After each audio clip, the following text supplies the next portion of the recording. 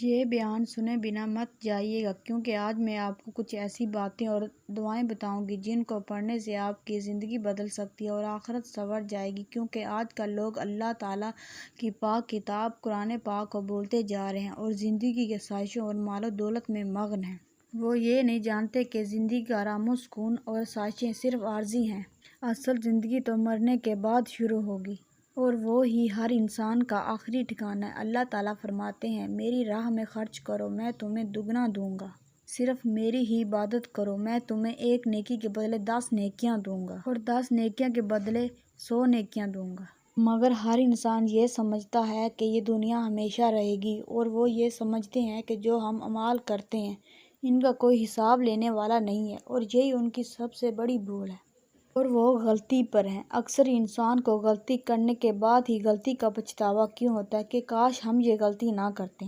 رسول اللہ صلی اللہ علیہ وسلم نے ارشاد فرمایا، اس شخص کی مثال جو اپنے پروردگار کا ذکر کرتا ہے اور اس کی مثال جو اپنے رب کا ذکر نہیں کرتا زندہ اور مردہ جیسی ہے، یعنی ذکر سے غافل چلتی پھرتی لاش ہے۔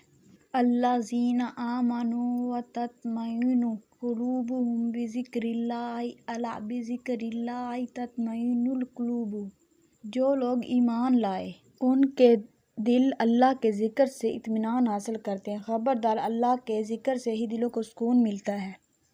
غروب آفتاب کے بعد رات شروع ہو جاتی ہے، اس لیے شام کے اذکار عصر کی نماز کے ساتھ پڑھ لینے چاہیے، اور اگر کسی وجہ سے نہ پڑھے جائیں تو مغرب کے بعد بھی پڑھ لینے میں کوئی حرج نہیں ہے۔ قرآن پاک میں اللہ تعالیٰ نے کئی ایک مقامات پر اس بات کا حکم ارشاد فرمایا کہ غروب آفتاب سے پہلے اللہ کا ذکر کرو، اس کی پاکی بیان کرو۔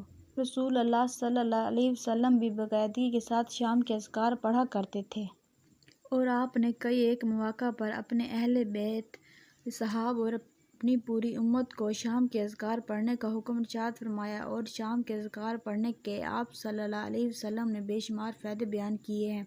شام کے اذکار پر صحابہ کرام رضی اللہ تعالیٰ عنہم اور سلف صالحین کا شوق کے ساتھ پابندی کرنا ان کا مبارک طرز عمل تھا۔ صحابہ اور سلف صالحین کے ہاں شام کے اذکار میں نگاہ کرنے کا تصور بھی نہیں تھا۔ آپ صلی اللہ علیہ وسلم سے لے کر اماموں تک جتنے بھی نیک پاک لوگ گزرے ہیں وہ سارے تویزات اور شرکیہ امور سے بچ کر شام کے اذکار پر ہمیشگی کرنے والے تھے۔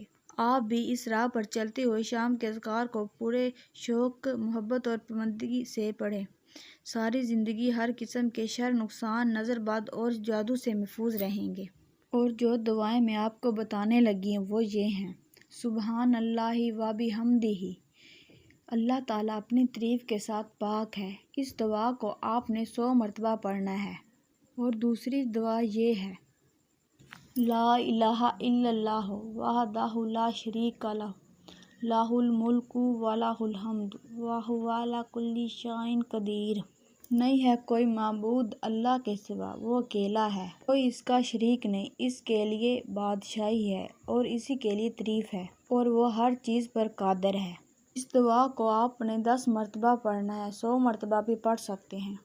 تیسری دعا یہ ہے: حسبی اللہ لا الہ الا اللہ ھو الیہ توکلت وھو رب العرش العظیم۔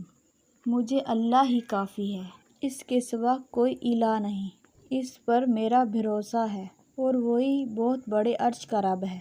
اس کے بعد یہ دعا پڑھنی ہے: بسم اللہ الذی لا یضر مع اسمہ شیء فی الارض ولا فی السماء وھو السمیع العلیم۔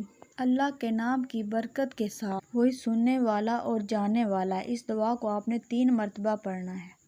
اعوذ بکلمات اللہ التامات من شر ما خلق۔ میں اللہ کے کامل کلمات کے ذریعے اس کی مخلوق کی شر سے پناہ مانگتی ہوں۔ اس دعا کو بھی آپ نے 3 مرتبہ پڑھنا ہے۔ رضیت باللہ ربا وبالاسلام دینا وبمحمد نبیا۔ میں اللہ کو رب، اسلام کو دین اور محمد صلی اللہ علیہ وسلم کو نبی مان کر خوش ہوں۔ اس دعا کو بھی آپ نے 3 مرتبہ پڑھنا ہے۔ آپ ان دعاؤں کو پڑھ کر دیکھیں، آپ کے دل کو سکون اور خوشی حاصل ہوگی، اور پھر آپ ان کو چھوڑنے کا نام بھی لیں گے۔ اگر آپ کو ہماری یہ ویڈیو اچھی لگی ہو تو ہماری ویڈیو کو لائک، شیئر اور ہمارے چینل کو سبسکرائب کیجیے تاکہ ہر آنے والی ویڈیو آپ تک بآسانی پہنچ سکے۔ تو ملتے ہیں کسی نیکسٹ ویڈیو کے ساتھ۔ اللہ حافظ۔